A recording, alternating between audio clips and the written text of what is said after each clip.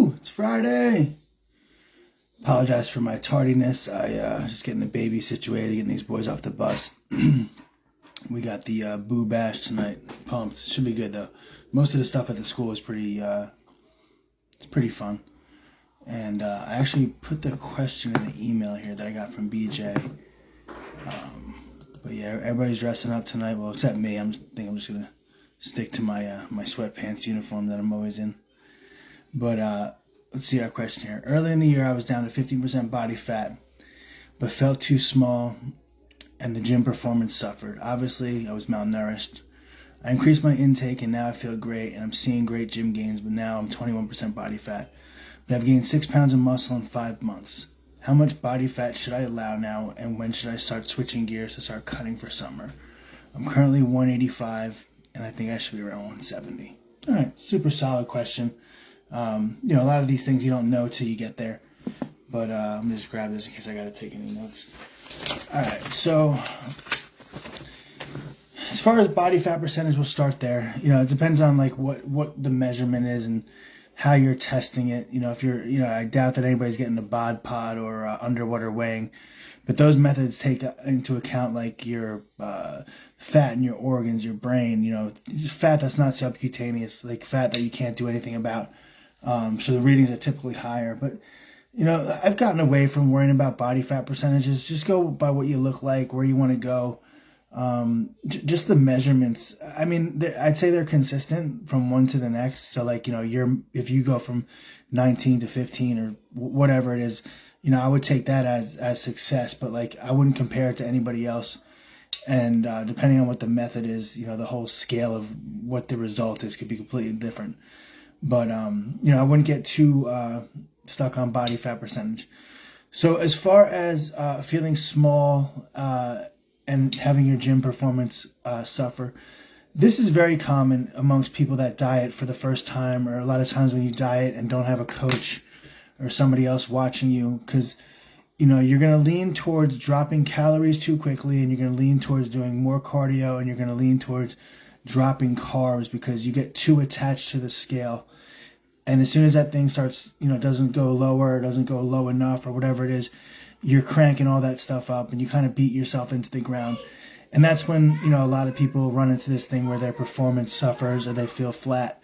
And this can happen even if you do everything right too. So, it's tough. It's a tough balance of, keeping my stomach small and my arms full, in layman's terms.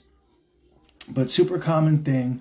I think a big thing to help with this is carb cycling and just keeping your calories at a level where it's enough for you to lose weight, but not too much. So like you only want to take out the things that you need to take out right now to go towards your goal. If all you have to do is go from, 3/4 cup of rice to 2/3 cup of rice or whatever it is, or a half to a quarter, or a half to a third, or whatever it is, just do that. Don't go, what's that, baby? Don't go just like cutting all your carbs. There's no reason to do that. You don't want to set your food too low because there's nowhere to go from that. And BJ here saying that he felt malnourished, like, just using that verbiage, it certainly makes me feel like dude was starving. And, as far as starving, even if you're at a deficit, you're dieting, you're losing weight, you shouldn't be hungry at any point. This is my third 10-week run of some level of caloric deficit and cutting, and this is how I chose to do it this year. So like 3 10-week cuts with breaks in between to get to where I wanted. Also, so I don't fall into these things, so I'm never in a deficit for too long. But at the same time, I never get to a place where I'm hungry. I never get to a place where I'm suffering. Years ago, hell yeah, before I really knew what I was doing and figured things out and knew how to set my food and how to eat, I certainly leaned towards, I wouldn't say starving myself, but you always lean towards eating less. And, also too, with this like third run of my cut, with this one, I have a coach. So, I also get to the point where I need another set of eyes on me. So again, even at the point where I'm at, if I'm going into my third season of a cut or third run of a cut, even me knowing what I know, I'm still going to have the susceptibility of cutting too many calories, cutting too many carbs, drop, cardio too high. And the reality of it is like, right now, even, on this diet, I'm eating carbs with 5 meals a day. If I was coaching myself, shit, no, would I be eating five meals with carbs in it? Holy shit, you know. But you lean on fear when you coach yourself, and you're the only person looking at yourself. So yeah, I just rambled about that for a really long time. But let's get back on subject here. So he increases carb intake or his calorie intake, and he feels great.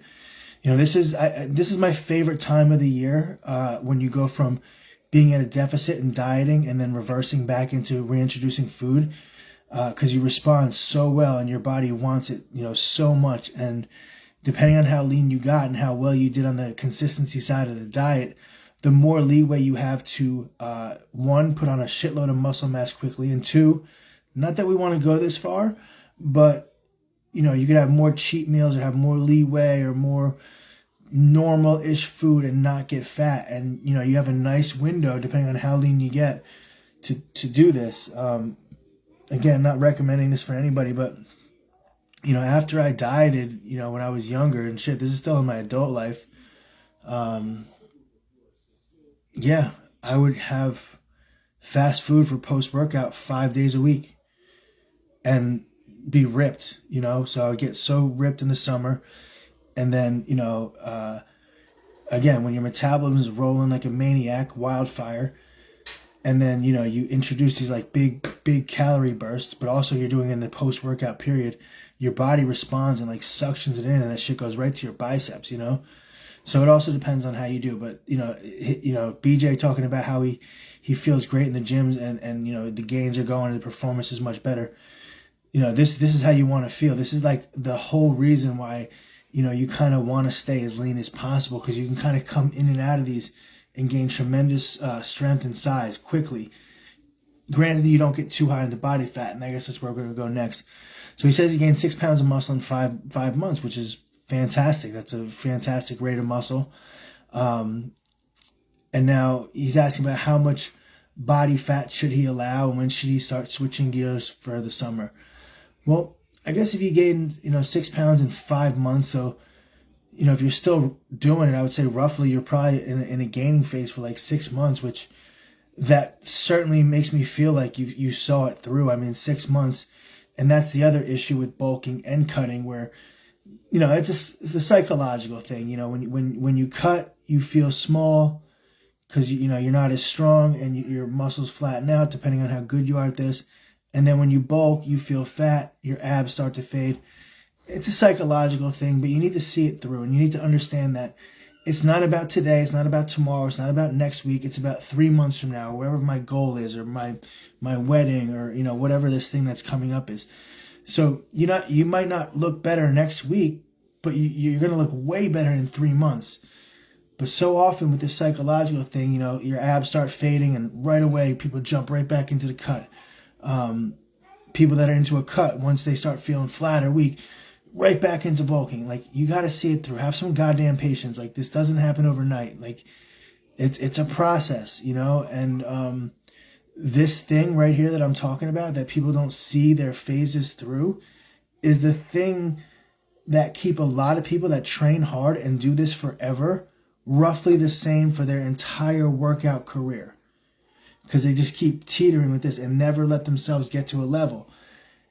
And in terms of, what you look like, and I had this conversation with my client Nick Keen this week too. It's the times of the year when you don't look your best, those are more important than the times that you do. That's when you're making your gains, you're making your progress. Yeah, you might not see it, the psychological thing isn't there, but when you're lean and you can see your muscles, you're not really growing. You're just kind of showing what you have. So, that's more of a maintenance period. As far as the muscles themselves, yes, you see them way more. Hell yeah, you see them way more, because you're getting leaner and you look bigger. So, that's an awesome thing too. When you drop 15 pounds, you look like you gained 15 pounds of muscle. So BJ here, he's been bulking for 6 months. So calendar wise, you know, it's October, going into a cut into the holidays, you know, depending on, you know, and if I was overweight, that's a whole different thing. But his situation, you know, going into the holidays, I don't think it's a great time to cut. You know, I'm more about, you know, riding the wave. If there's going to be more food around and more temptation, thing like that, you might as well turn it into like a bulking or a strength phase. So you kind of go with it and don't go against it. But from what everything I see here, what I would do is I probably, you know, right now it's Friday the 24th. I think we probably have like 4 weeks till Thanksgiving roughly. Let me just actually, the phone's right here. Let's see what we got. So I think a good thing for him to do right now, BJ, if you're watching, I think a mini cut would be a great time for that, and then that could allow you to gain more size, and at the same time, if you did a little mini cut, so right now you feel like you might be putting on too much body fat, perfect time for this. Like, so like, you know, hit it with a mini cut, like 4 weeks, go into a little bit of a deficit, maybe a little more cardio. Nothing drastic, but it'll be enough to kind of reboot your insulin sensitivity, and it'll allow you to eat more carbs back on the other end without gaining fat. So let me just look at the calendar. I'm pretty sure you got 4 weeks. 1, 2, 3, 4, almost 5 weeks till Thanksgiving. So yeah, I think that's a good amount of time. And then you could go like, let's see how many weeks you have here. 1, 2, 3, 4, 5, 6, 7, 8. Yeah, this is how I would do it, just seasonally, unless you have something coming up or a vacation or something like that. But I would go the next 5 weeks, BJ, if you're watching, into a cut. Nothing drastic, just to kind of keep the body fat at bay. You'll drop a couple pounds, but just mostly for insulin sensitivity to make the remainder of this bulk more effective.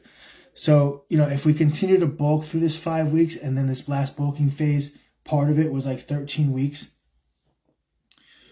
because your insulin sensitivity over the last 5 months is probably getting a little effed up, you know, it's going to it's going to limit your ability to gain muscle right now and make it a little more susceptible to fat gain.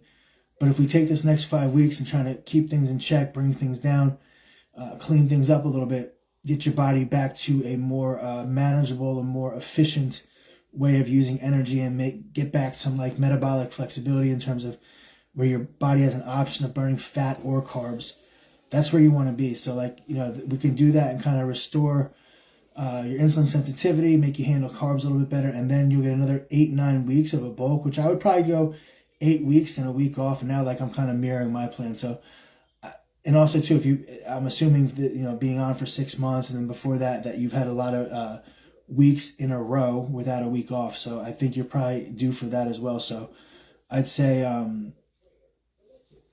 and let me just check these weeks again, because I think 1, 2, 3, 4, 5. Yeah, you got.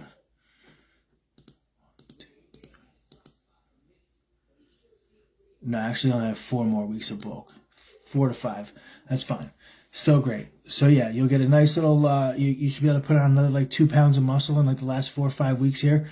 So it'll actually be. I miscounted. So it'll be like a 4 or 5 week cut, 4 or 5 week last part of the bulk, and then I would probably take a week off, maybe January, you know, tighten things up a little bit, but like, you know, you want to have some period of a hold phase where you hold on to your muscle. You don't want to, either way, you don't want to jump right from a bulk into a cut or a cut into a bulk. You know, the drastic fluctuation of calories can kind of throw you off, or, you know, kind of offset your metabolism that you might have worked so hard to get to a place. So you want to be like a little slower with it. So like, you know, you want to maintain that weight, get your body used to handling it, and then, you know, start cutting, or then start bulking. So I'd have a little bit of a delay, and then, you know, I'd give yourself a decent runway. I'm not sure how old you are, but, you know, every year it takes me a little longer to get in shape than the years before. And I think I also just described to you, I did like 3 10-week cuts. So like, you know, that makes for like a majority of my year is like trying to get in shape, because that's what it is now. And I'm kind of a bigger dude anyway, so like, you know, that's more of my issue is body fat than muscle gaining. But for a lot of people, it's the other way around. But, you know, I would give yourself a nice runway to be lean. I mean, there's a couple ways you look at it. I think giving yourself a nice runway of almost the whole 2026 is great, because like, say you get lean too quickly. Oh well, oh shit, I'm ripped in April. I'm mad. So like you just put yourself in a better position. Obviously, you don't want to get lean, then gain weight again, but you want to start being manageable. So like if you start cutting, getting close to your goal weight, but like maybe it's too early. Again, you can go back into like one of these little hold phases or have a 4-week period where you focus on strength. And again, it's not about this week. It's not about next month. It's about the goal. So a lot of times, like, we do this maintenance phase, 4 weeks, and then we go into like a mini cut for say 8 weeks and things go well. We jump into a strength phase with maintenance calories. We're going to put on a lot of strength, and that's going to give us a lot of density. So, during that period, we probably will not look better than we did in the month previous. But 2 months later, we're going to look way better because we took time to be in this strength phase. And now we hardened all our muscles, from getting super strong, super dense. And now in August, we're going to look way better because of what we did in April. So, everybody's always so concerned about like now. But like, you got to get over that. You got to look at the big picture. You have to have a vision of where you want to go. And then this goes for everything. But, instant gratification, not a thing, man. Anything worthwhile is going to take time and a shitload of effort. So that's why you have to have a plan, where get very clear on how you want to look, and then you got to come up with a plan to get there. And even if you're like, oh, I want to get big or I want to get ripped, like, okay, why? How big? How ripped? And I think everybody's definition of what they want or what that is can look a little bit different. Not that like the goal is going to be that much visually different than somebody else's, but one person's vision of ripped or jacked and somebody else's is two very different things. But whatever that looks like to you is something that you deserve. And that's something that, it goes back to the fat or fit thing, but like, and the goals, everybody wants to be the best version of themselves, and the reality of it is when you don't think it's possible, you say you don't want it, but of course you want it. If you had the option, you wouldn't pick the fat guy, so, but I think, that you have to believe it. So like, if you don't have this belief that you can become that person, there's no effing way. And I've had this conversation with a couple clients this week. It's like, if you're going on a diet, or I'm going to the gym this week, or I'm going to go do this, and this is big for the resolution type of things, I'm going to do this thing, I'm going to do that thing, I'm on a diet, I'm on a workout plan, I have a coach, whatever it is, like, that's all nonsense. That's all like temporary surface level bullshit. That's like, I want to lose 10 pounds. Like, all right, cool. Like, you have to make this your identity. It has to be who you are. It's not what you do, it's who you are. It's just what happens when you're this person, when you're this driven, action-taking, selfless, person with, pride and, stands behind his word and does what he says. Like, it's not like, of course I went to the gym. That's just what people like me do. Of course I freaking watch my finances and handle my money well. It's what people like me do. You just have to take the initiative to make it your identity. It can't be something you do. And again, we see people lose and gain weight all the time. And a major thing is because they don't change their identity. They're still just a fat person that went on a diet and lost 50 pounds. They're going right back because that's who they are. They're not this person. Until you convince yourself and become the person that weighs 180 and goes to the gym and eats well and doesn't question shit and, goes to bed on time and doesn't drink alcohol every night or whatever it is, like, you're going to go back to the other person because subconsciously, that's who you are. And there's, I think this book over here, Cypress Cybernetics, something, it might be that book. I don't know. I read too many books. I don't know what the hell's what. But a big one of these books, which is awesome. Damn, I'm really rambling here. Good for me. This book, it was about somebody that was a plastic surgeon, and then they became a psychiatrist or a psychologist, probably a psychiatrist, because they were finding that, people had like all these crazy deformities and things that were wrong with them. And, he would do these surgeries on them and, fix their lips or their faces or whatever, crazy, unnatural thing they had going on. And, a lot of times these people became beautiful or became normal, but in their head, they were still that mongoloid, monster looking mutant person with the thing on their face. And even though they didn't have the thing on their face, they were still that person. So it didn't make them any better. So the whole book is about how, the plastic surgeon became a psychiatrist because he felt like that was a better route at helping people, get over their cleft lip or whatever the hell they had going on. And it was more about, what's up here than what they actually see, which is quite fascinating. But, you got to change your identity. You got to become that person. That goes for everything. But, yeah, Boo Bash tonight. Excited. We've got 2 ninjas, and little man's going to be Woody. I'm probably just going to be this dude in the hoodie. That's what it is. All right, guys. Have a nice night. Enjoy your weekend. Flag football tomorrow. Oh, the Super Bowl flag football. Now we talking. And then we got cross-country championship Sunday. Winning that shit.